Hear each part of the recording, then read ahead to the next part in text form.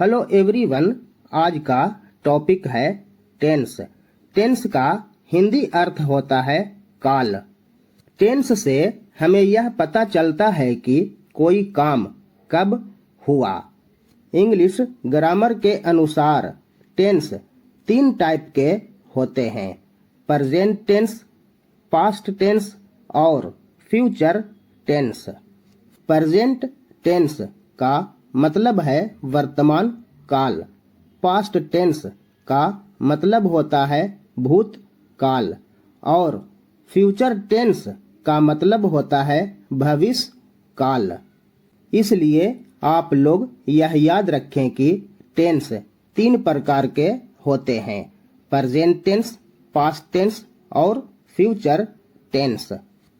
ध्यान दें, present tense से वर्तमान काल का बोध होता है।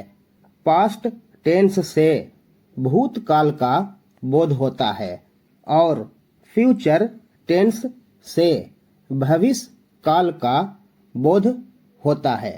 यहाँ कहने का मतलब यह है कि वह समय जो अभी चल रहा है उसे वर्तमान काल कहते हैं। वह समय जो बीत चुका है या गुजर चुका है उसे भूतकाल कहते हैं और वह समय जो आने वाला है उसे भविष्य काल कहते हैं। अब हम लोग एक एक करके टेंस के सभी भेद को सीखने वाले हैं। आप लोग इसे ध्यान से देखें। प्रेजेंट टेंस के 4 भेद होते हैं। पहला प्रेजेंट इंडेफिनिट टेंस या सिंपल प्रेजेंट टेंस। दूसरा प्रेजेंट इम्परफेक्ट टेंस या प्रेजेंट कंटिन्यूअस टेंस या प्रेजेंट प्रोग्रेसिव टेंस। तीसरा प्रेजेंट परफेक्ट टेंस और चौथा प्रेजेंट परफेक्ट कंटिन्यूअस टेंस। इसलिए आप लोग यह याद रखें कि प्रेजेंट टेंस के 4 भेद होते हैं। देखिए, प्रेजेंट इंडेफिनिट टेंस या सिंपल प्रेजेंट टेंस, ये दोनों एक ही है। यानी प्रेजेंट इंडेफिनिट टेंस को सिंपल प्रेजेंट टेंस भी कहते हैं। ठीक इसी तरह से प्रेजेंट इम्परफेक्ट टेंस को प्रेजेंट कंटिन्यूअस टेंस या प्रेजेंट प्रोग्रेसिव टेंस भी कहते हैं। देखिए, इसी तरह से पास्ट टेंस और फ्यूचर टेंस के भी 4 भेद होते हैं।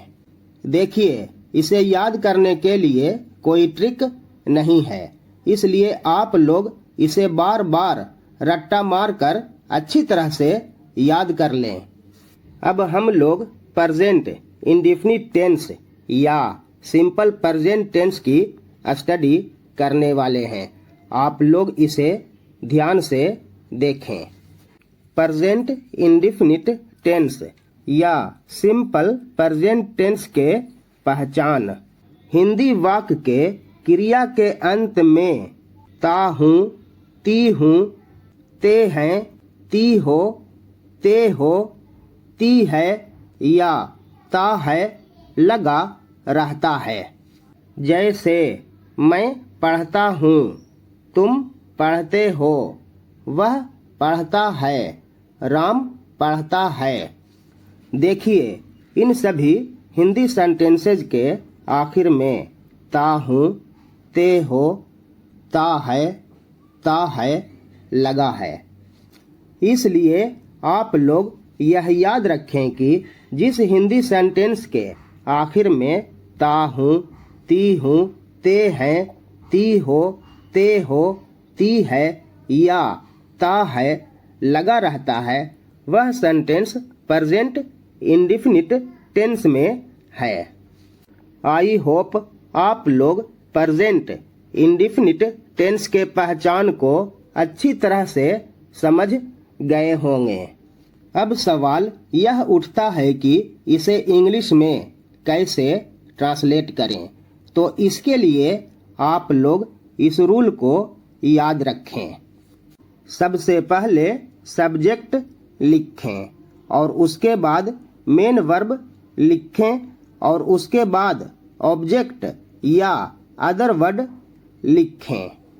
अतः आप लोग इस रूल को ठीक से याद रखें और साथ ही साथ आप लोग इस नोट को भी याद रखें। ही या शी या इट या कोई सिंगुलर सब्जेक्ट रहे तो मेन वर्ब में एस या ई एस जोड़ दें। जैसे मैं पढ़ता हूँ, आई रीड। तुम पढ़ते हो, यू रीड। वह पढ़ता है, ही रीड्स। राम पढ़ता है, राम रीड्स। अब आप लोग इसे डिटेल में समझें। मैं पढ़ता हूँ। इस हिंदी सेंटेंस को इंग्लिश में ट्रांसलेट करने के लिए आप लोग देख रहे हैं कि रूल के अनुसार सबसे पहले सब्जेक्ट लिखा जाता है। इस हिंदी सेंटेंस में मैं सब्जेक्ट है। मैं के लिए आई लिखें। उसके बाद मेन वर्ब लिखा जाता है। इस हिंदी सेंटेंस में मेन वर्ब है पढ़ता हूँ। पढ़ना का अंग्रेजी होता है रीड, इसलिए यहाँ आई के बाद रीड लिखें। उसके बाद ऑब्जेक्ट लिखा जाता है। इस हिंदी सेंटेंस में कोई ऑब्जेक्ट नहीं है, इसलिए रीड के आगे कुछ भी नहीं लिखा गया है। अतः मैं पढ़ता हूँ का अंग्रेजी अनुवाद होगा आई रीड।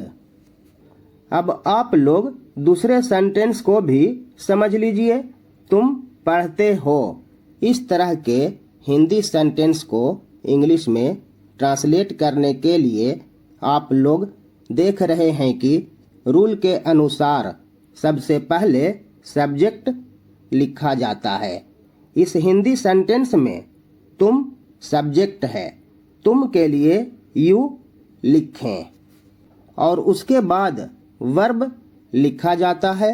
इस हिंदी सेंटेंस में वर्ब है पढ़ते हो। पढ़ना का अंग्रेजी होता है रीड, इसलिए यहाँ सब्जेक्ट यू के बाद रीड लिखें। अतः तुम पढ़ते हो का अंग्रेजी अनुवाद होगा यू रीड। अब आप लोग तीसरे सेंटेंस को देखें। वह पढ़ता है। इसे इंग्लिश में ट्रांसलेट करने के लिए आप लोग देख रहे हैं कि रूल के अनुसार सबसे पहले सब्जेक्ट लिखा जाता है। इस हिंदी सेंटेंस में वह सब्जेक्ट है। वह के लिए ही लिखें। उसके बाद वर्ब लिखा जाता है। इस हिंदी सेंटेंस में वर्ब है पढ़ता है। पढ़ना का अंग्रेजी होता है रीड, इसलिए ही के बाद रीड लिखें। आप लोग इस नोट को ध्यान से देखें। जब सब्जेक्ट ही या शी या इट या कोई सिंगुलर सब्जेक्ट रहे तो मेन वर्ब में एस या ई एस जोड़ा जाता है, इसलिए यहाँ भी सब्जेक्ट ही होने के वजह कर मेन वर्ब रीड में एस जोड़ा गया है। अतः वह पढ़ता है का अंग्रेजी अनुवाद होगा ही रीड्स। आप लोग चौथे सेंटेंस को भी समझ लीजिए। राम पढ़ता है। इसे भी इंग्लिश में ट्रांसलेट करने के लिए रूल के अनुसार सबसे पहले सब्जेक्ट लिखा जाता है। तो यहाँ इस हिंदी सेंटेंस में राम सब्जेक्ट है। राम किसी व्यक्ति का नाम है, इसलिए राम के लिए राम लिखें।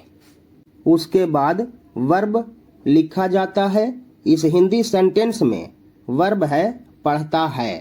पढ़ना का अंग्रेजी होता है रीड, इसलिए राम के बाद रीड लिखें। आप लोग ध्यान दें, राम सिंगुलर सब्जेक्ट है, इसलिए रीड में एस जोड़ दिया गया है। अतः राम पढ़ता है का अंग्रेजी अनुवाद होगा राम रीड्स। देखिए, प्रेजेंट इंडेफिनिट टेंस को समझना बहुत ही आसान है। इसके लिए आप लोग इसके पहचान को याद रखें और इस रूल को भी याद रखें और साथ ही साथ इस नोट को भी याद रखें और इस तरह के हिंदी सेंटेंसेस को इंग्लिश में आसानी से ट्रांसलेट करें। आप लोग कुछ और एग्जाम्पल्स देखें और इसे समझें। मैं किताब पढ़ता हूँ। I read a book. तुम किताब पढ़ते हो। You read a book. वह किताब पढ़ता है। He reads a book. Ram किताब पढ़ता है। Ram reads a book. वे लोग क्रिकेट खेलते हैं। They play cricket. हम लोग चाय पीते हैं। We take tea. मेरे पिताजी मुझे प्यार करते हैं। My father loves me. मैं चाय पीता हूँ। I take tea. मेरा भाई पढ़ता है। My brother reads. वे लोग दौड़ते हैं। They run. तुम खेलते हो। You play.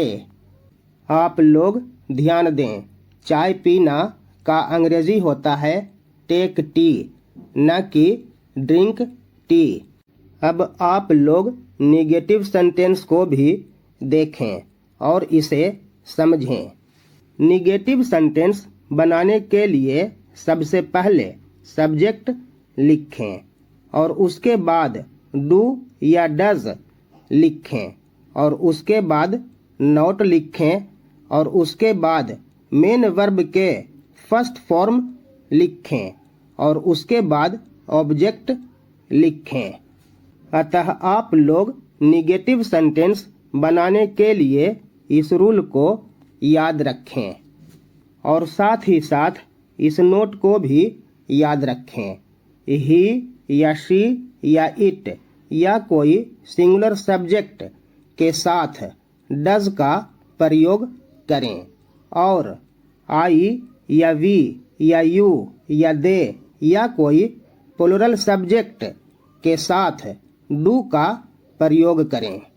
जैसे वह चाय नहीं पीता है। He does not take tea. Anil cricket नहीं खेलता है। Anil does not play cricket. मैं उसे नहीं जानता हूँ। I do not know him.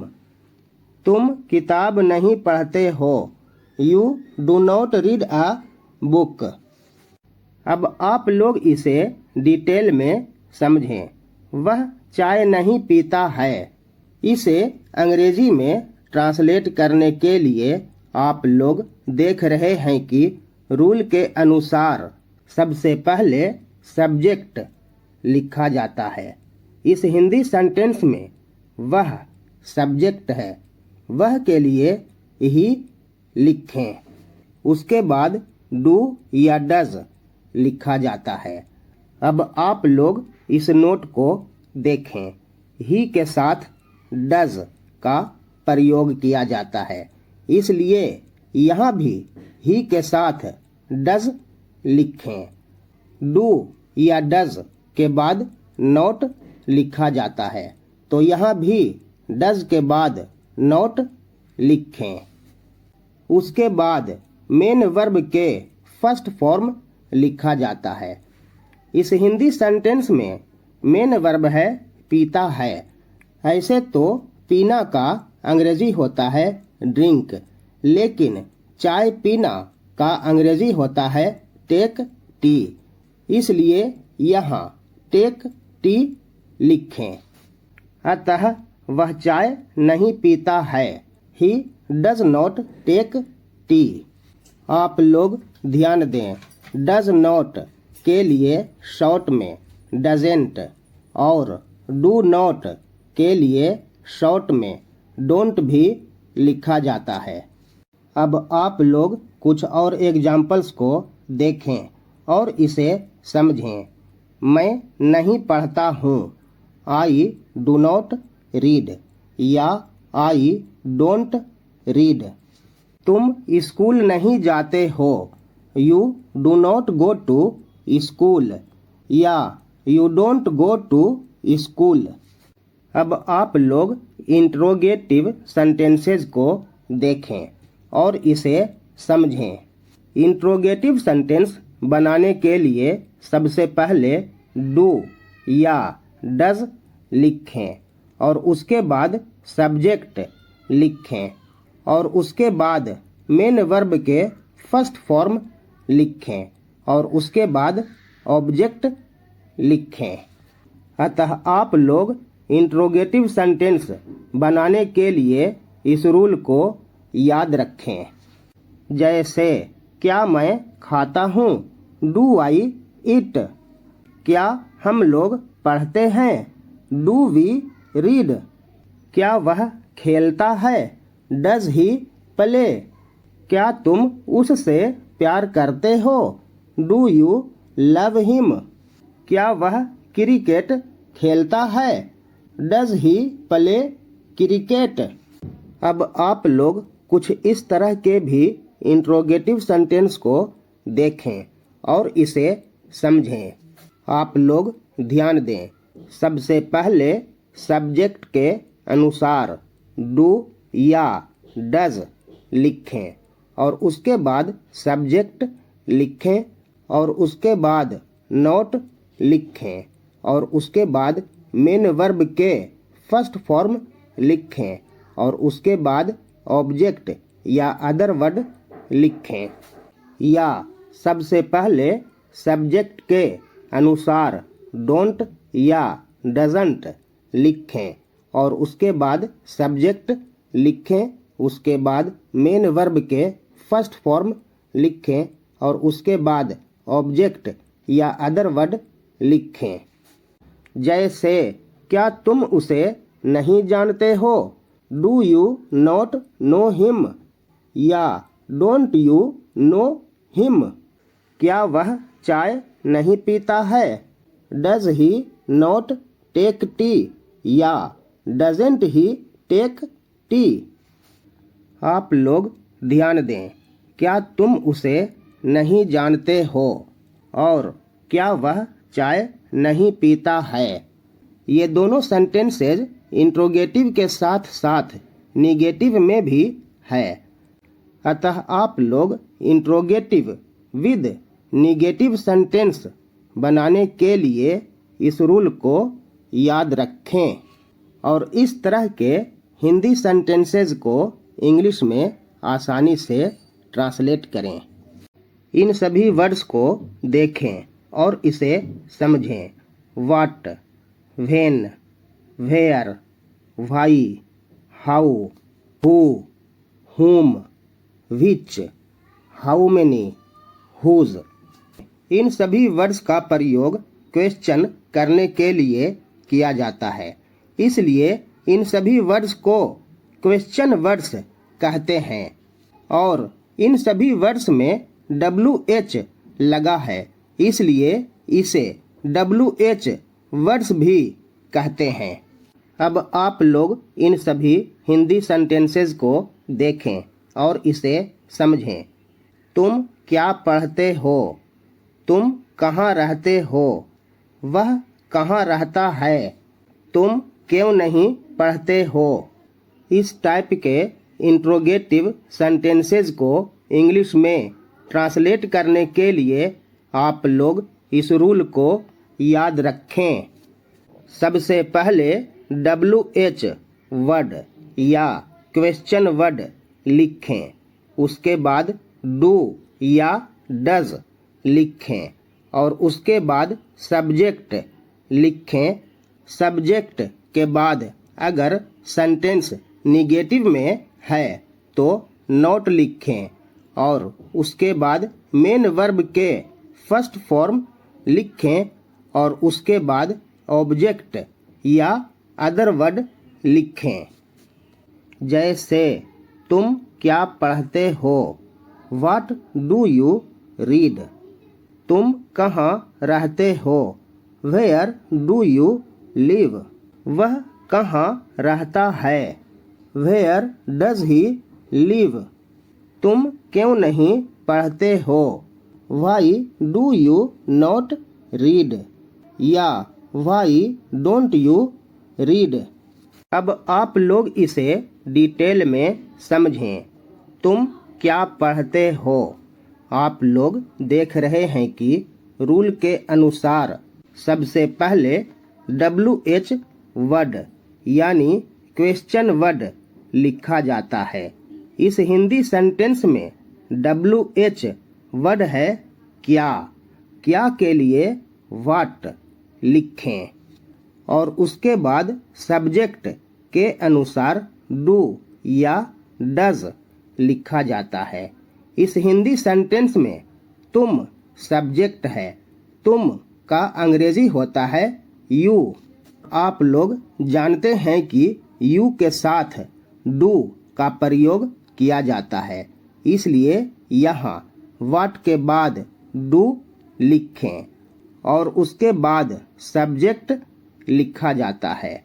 इस हिंदी सेंटेंस में तुम सब्जेक्ट है। तुम के लिए यू लिखें, उसके बाद नॉट लिखा जाता है। ये सेंटेंस निगेटिव नहीं है, इसलिए यू के बाद नॉट न लिखें और उसके बाद मेन वर्ब के फर्स्ट फॉर्म लिखा जाता है। इस हिंदी सेंटेंस में मेन वर्ब है पढ़ते हो। पढ़ना का अंग्रेजी होता है रीड, इसलिए यहाँ सब्जेक्ट यू के बाद रीड लिखें। अतः तुम क्या पढ़ते हो का अंग्रेजी अनुवाद होगा व्हाट डू यू रीड। देखिए, अगर हम सभी सेंटेंसेस को एक एक करके डिटेल में समझाने लगे तो वीडियो बहुत लंबा हो जाएगा, इसलिए आप लोग इसे खुद से समझें। अगर समझ में न आए तो कमेंट में लिखें। कुछ और एग्जाम्पल्स को देखें और इसे समझें। वह यहाँ क्यों आता है, why does he come here. वह यहाँ क्यों नहीं आता है, why does he not come here या why doesn't he come here. I hope आप लोग टेंस को ठीक से समझ गए होंगे। अगर वीडियो पसंद आए तो आप लोग इसे लाइक करें, शेयर करें और हमारे चैनल को सब्सक्राइब करें। दोस्तों, इस वीडियो को हम क्लोज करते हैं। मिलते हैं फिर नेक्स्ट वीडियो में।